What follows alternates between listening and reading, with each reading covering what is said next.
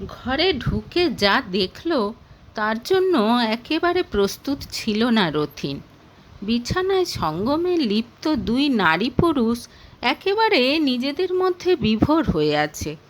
পুরুষটির ফর্সা চওড়া অনাবৃত পিঠ দেখে মাথার মধ্যে আগুন জ্বলে উঠল রথিনের।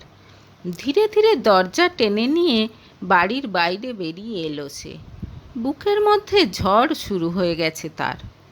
অপর্ণা, অপর্ণা এরকম করতে পারলো? এই জন্যই তার সঙ্গে গেট টুগেদারে যেতে রাজি হয়নি অপর্ণা, বাড়িতে রাসলীলা করবে বলে। অথচ রথিনকে কি বলেছিল? তার নাকি ডাক্তারের কাছে যাওয়ার আছে। অনেকবার বলেছিল রথিন অপর্ণাকে তার সঙ্গে যাওয়ার জন্য, কিন্তু কিছুতেই রাজি হয়নি সে। ডাক্তারের কাছে যাওয়াটা নাকি বেশি জরুরি ছিল তার কাছে। কি হয়েছে তোমার? ডাক্তারের কাছে কেন যেতে চাইছো? শরীর খারাপ হলে আমাকে বলো, আমি তোমাকে নিয়ে যাব। আরে না না, সেরকম কিছু নয়, তুমি যাও না। আমার সত্যিই যেতে ইচ্ছে করছে না আজকে। তাছাড়া ডাক্তারের অ্যাপয়েন্টমেন্ট নেওয়া আছে। থাক, তাহলে আমিও যাব না। না না, তুমি যাবে না কেন? রাহুল এতদিন পর ফিরেছে, তুমি না গেলে ওর খারাপ লাগবে। তুমি যাও। দুপুরে খেতে বসে এরকমই কথোপকথন হয়েছিল রথিন আর অপর্ণার মধ্যে। তারপর খাওয়া শেষ করেই বেরিয়ে গিয়েছিল রথিন। বাকি দুই বন্ধুর সঙ্গে মিট করে রাহুলের জন্য গিফট কিনে চলে গিয়েছিল প্রসূনের বাড়িতে। সেখানেই তাদের সবার মিট করার কথা ছিল, কিন্তু কিছুক্ষণ পর রাহুল ফোন করে জানালো তার দিদা হঠাৎ হার্ট অ্যাটাক করে একেবারে মৃত্যুশয্যায়। তাই সে মামাবাড়ি চলে গেছে, আজ আসতে পারবে না। বাকি বন্ধুরা মিলে খানিকক্ষণ গল্প করে উঠে পড়ল। সঙ্গে সঙ্গে অপর্ণাকে ফোন করল রথিন। যদি ডাক্তার দেখানো হয়ে গিয়ে থাকে তাহলে দুজনে একসাথে কোথাও ঘুরে একেবারে ডিনার করে বাড়ি ফিরবে। কিন্তু অপর্ণার ফোন সমানে সুইচ অফ আসছিল। বাধ্য হয়ে তখন বাড়ির দিকে রওনা দিয়েছিল রথিন। আর বাড়ি ফিরে যে এরকম দৃশ্য দেখতে হবে তা সে কল্পনাও করতে পারেনি। ভাগ্যিস প্রোগ্রামটা ক্যান্সেল হয়েছে, তাই আজ অপর্ণার স্বরূপটা বুঝতে পারল রথিন। ছি ছি, ভাবতে গিয়ে গা গুলিয়ে উঠছে রথিনের। নিজের বউকে এরকমভাবে পরপুরুষের সঙ্গে দেখতে হবে তা সে স্বপ্নেও কোনো দিন কল্পনা করেনি। বাড়ির সামনে পার্কটায় কিছুক্ষণ গুম হয়ে বসে থাকলো রথিন। কি মনে হলো আবার ফোন করলো অপর্ণাকে। এবার রিং হচ্ছে। কিছুক্ষণ পর ফোন ধরল অপর্ণা। বলো, কি হয়েছে? জিজ্ঞেস করলো সে। অপর্ণার গলাটা শুনেই যেন ভেতরে জ্বালা শুরু হয়ে গেল রথিনের। অনেক কষ্টে নিজেকে সংযত করে সে জিজ্ঞেস করলো, কোথায় তুমি? এই তো ডাক্তারের ক্লিনিক থেকে বেরোলাম, তোমার জন্য দারুণ একটা সারপ্রাইজ আছে।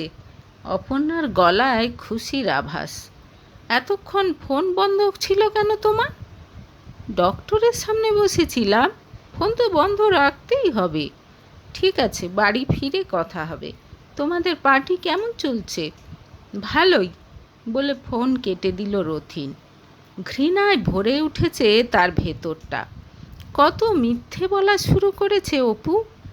তার অপু যে কখনো তাকে এরকম সাবলীলভাবে মিথ্যে বলতে পারে ভাবতেই পারছে না রথিন। তার মানে নিশ্চয়ই আগেও তাকে এরকম অনেক মিথ্যে বলেছে। রাগে দুঃখে পাগলের মতো লাগছে রথিনের। সব কিছু তছনছ করে দিতে ইচ্ছে করছে। এতদিন সে জানতো অপর্ণা তার সঙ্গে সুখে আছে, অন্তত সে তো তাই বলতো সব সময়। রথিন নিজেও তো অপর্ণাকে নিয়ে কত সুখে ছিল। শুধু একটাই না পাওয়া ছিল তাদের জীবনে, সেটা হলো সন্তান সুখ। কোনো সন্তান নেই তাদের। ডাক্তার বলেছিল অপর্ণার কিছু শারীরিক সমস্যার জন্য সন্তান ধারণের সম্ভাবনা তার প্রায় নেই বললেই চলে। কিন্তু তারা দুজন দুজনকে ভালোবেসে পাশে থেকে সেই দুঃখটা যতটা সম্ভব ভুলে থাকার চেষ্টা করত। প্রথম প্রথম খুব কান্নাকাটি করত অপর্ণা, কিন্তু রথিন তাকে অনেক বুঝিয়ে সুঝিয়ে শান্ত করেছিল। আমি খুব খারাপ, তোমাকে একটা সন্তান উপহার দিতে পারলাম না, কেঁদে বলতো অপর্ণা। তাতে কি, তোমার ভালোবাসাই আমার কাছে সব অপু। আর যদি মনে হয় আমরা একটা বাচ্চা দত্তক নিয়ে নেব, তাতে একটা অনাথ বাচ্চা তার নিজের ঘর পাবে। এটা কত পুণ্যের ব্যাপার বলো তো। অপর্ণাকে বুকে জড়িয়ে ধরে একদিন বলেছিল রথিন, ভগবানের কাছে আমি কৃতজ্ঞ রথিন, তোমার মতো আন্ডারস্ট্যান্ডিং হাজব্যান্ড পাইয়ে দেওয়ার জন্য। চোখের জল মুছতে মুছতে বলেছিল অপর্ণা। শুধু সেদিনই নয়, মাঝে মাঝেই একথা বলতো সে। সব মিথ্যে, সব মিথ্যে। রেগে হাতের ফোনটা ছুঁড়ে ফেলে দিল রথিন। তারপর আবার নিজেই কুড়িয়ে আনলো। পার্ক বন্ধ হওয়ার সময় হয়ে এসেছে, লোকজন কম, তাই কেউ কিছু দেখতে পেল না। রাস্তায় কিছুক্ষণ উদ্ভ্রান্তের মতো ঘুরে ফিরে বাড়ি চলে এলো সে। চোখের সামনে থেকে সেই অনাবৃত পিঠের ওঠানামার দৃশ্য যেন কিছুতেই সরছে না। রথিন বাড়ি ঢুকতেই হাসি মুখে তার দিকে এগিয়ে এলো অপর্ণা। কি মুহূর্তের মধ্যেই তার চোখে মুখে উদ্বেগ দেখা গেল। কি ব্যাপার, কি হয়েছে তোমার? এরকম লাগছে কেন তোমাকে দেখতে? জিজ্ঞেস করলো অপর্ণা। তার কথার কোনো উত্তর না দিয়ে টলতে টলতে সোফায় গিয়ে বসলো রথিন। কি হয়েছে তোমার? কিছু বলছো না কেন? তুমি কোথায় ছিলে অপু? কেন, ডাক্তারের কাছে গিয়েছিলাম। ওটাই তো তোমাকে বলার জন্য ওয়েট করছিলাম। কি বলার জন্য? আমি প্রেগন্যান্ট রথিন। ভাবতে পারছো? অসম্ভব সম্ভব হয়েছে। খুশিতে ফেটে পড়ে বলল অপর্ণা। তারপর রথিনকে জড়িয়ে ধরল। শরীরের সমস্ত শক্তি দিয়ে তাকে জোরে ঠেলে ফেলে দিল রথিন। মিথ্যে কথা, নিজের কুকর্ম ঢাকতে মিথ্যে বলছো তুমি? চিৎকার করে উঠল সে। তার ধাক্কায় অপর্ণা যে মাটিতে পড়ে গেছে সে হুঁশও নেই তার। ক্রোধে উন্মত্ত হয়ে উঠেছে সে তখন। তার দৃঢ় বিশ্বাস সে এই বাচ্চার বাবা নয়। চোখের সামনে সেই ফর্সা পিঠটা ভেসে উঠল তার। কোনো রকমে ধীরে ধীরে ততক্ষণে উঠে দাঁড়িয়েছে অপর্ণা। কি হয়েছে তোমার? এরকম করছো কেন? এরকম একটা আনন্দের খবর শুনে খুশি নও তুমি? বিস্ময়ের শেষ নেই অপর্ণার। কি হয়েছে? তুমি কিছু জানো না, তাই না? নষ্ট মেয়ে মানুষ, তোমার সমস্ত নষ্টামি আজ ঘুচিয়ে দেব আমি। দাঁতে দাঁত চেপে অপর্ণার গলা টিপে ধরে রথিন। দেওয়ালে ঠেসে ধরে তাকে। কোনো কথা বলতে পারে না অপর্ণা। এক হাত চেপে রেখেছে রথিন, আর এক হাত দিয়ে গলা থেকে রথিনের হাত সরানোর চেষ্টা করে সে। কিন্তু রথিনের ওপর যেন কোনো অসুর ভর করেছে তখন। অপর্ণার চোখ দুটো ঠেলে বেরিয়ে আসতে চায়। এক সময় একদিকে নেতিয়ে পড়ে তার ঘাড়টা, তারপর মাটিতে লুটিয়ে পড়ে। বেশ কিছুক্ষণ অপর্ণার প্রাণহীন দেহটার পাশে থম মেরে বসে থেকে পুলিশকে ফোন করলো রথিন। খবর পেয়ে ছুটে এলো অপর্ণার বাড়ির লোকজন। রথিনকে তারা নিজের ছেলের মতোই ভালোবাসে। তারা কিছুতেই বিশ্বাস করতে পারছে না যে সে অপর্ণাকে মেরে ফেলতে পারে। কেন রথিনদা, কেন এরকম করলে তুমি? কান্নায় ভেঙে পড়ে জিজ্ঞেস করলো অপর্ণার ছোট বোন সুপর্ণা। এই তো কিছুক্ষণ আগেই ওর সঙ্গে কথা বলে গেলাম। খুব খুশি দেখাচ্ছিল ওকে। বলেছিল তুমি এলে তারপর ফোন করবে মাকে, ওর নাকি কিছু বলার আছে। এর মধ্যে কি এমন হলো? বলে চলল সুপর্ণা।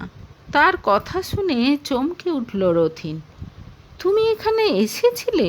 কখন? এতক্ষণে প্রথম কথা বলল রথিন। তারপর সুপর্ণাকে ধরে ঝাঁকাতে শুরু করলো। তারপর উদ্ভ্রান্তের মতো জিজ্ঞেস করতে লাগলো, কখন এসেছিলে তুমি? তখন অপু কোথায় ছিল? কি করছিল? আমি আসার পর দিদি বলল ওর ডাক্তারের কাছে অ্যাপয়েন্টমেন্ট নেওয়া আছে। আমি ওর সঙ্গে যেতে চাইলাম, কিন্তু ও বারণ করলো। আমাকে শরবত খেতে দিয়ে বেরিয়ে গিয়েছিল ও। তারপর ও ফিরে আসতে আমি চলে যাই। রথিন বুঝতে পারল তার সারা শরীর কাঁপছে। কোনো রকমে সুপর্ণার হাত ধরে সে জিজ্ঞেস করলো, তোমার বয়ফ্রেন্ড আছে সুপর্ণা? আজ কি সে এই বাড়িতে এসেছিল? কি করছিলে তুমি তার সঙ্গে এই বাড়িতে? মুখ নিচু করে দাঁড়িয়ে থাকলো সুপর্ণা। সত্যি বলবে নাকি তোমাকেও গলা টিপে মেরে ফেলবো? চিৎকার করে উঠল রথিন।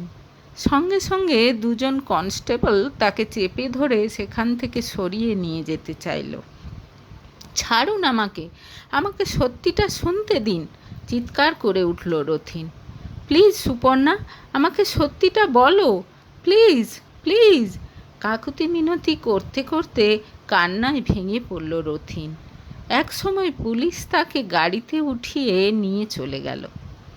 এর প্রায় মাস 6 পর মেন্টাল অ্যাসাইলামে দূর থেকে রথিনকে দেখে দীর্ঘ নিঃশ্বাস ফেলল সুপর্ণা। আমার অপু খুব ভালো, আমার অপু আমাকে ঠকায়নি। দূর থেকে রথিনদার গলার আওয়াজ পাওয়া যাচ্ছে। এই কমাস সারাক্ষণ শুধু এই দুটো বাক্যই বলে চলেছে সে। দু চোখ দিয়ে 2 ফোঁটা জল গড়িয়ে পড়ল সুপর্ণার। প্রীতমও তার সঙ্গেই এসেছে। সুপর্ণার অনেক বারণ সত্ত্বেও প্রত্যেক শনিবার সে এখানে চলে আসে। প্রত্যেকবারের মতো আজও অ্যাসাইলাম থেকে বেরিয়ে তার সঙ্গে কোনো কথা না বলেই গাড়িতে উঠে চলে গেল সুপর্ণা। তার চলে যাওয়ার দিকে তাকিয়ে বুক চিরে দীর্ঘ নিঃশ্বাস বেরিয়ে এলো প্রীতমের। সব কিছু শেষ হয়ে গেল। অনেক বুঝিয়েছে সে সুপর্ণাকে, কিন্তু সুপর্ণা রাজি হয়নি। এ জীবনে বিয়ে করবে না সে। তার ভুলের জন্য 2টো জীবন নষ্ট হয়ে গেছে। ক্ষণিকের সুখের জন্য সে যদি সেদিন প্রীতমকে দিদির খালি বাড়িতে ডেকে না পাঠাতো, তাহলে আজ দিদি আর রথিনদা কত সুখে থাকতে পারত। সব কিছু শেষ হয়ে গেছে শুধু তার জন্য। সে কি করে বিয়ে করে সুখী হবে?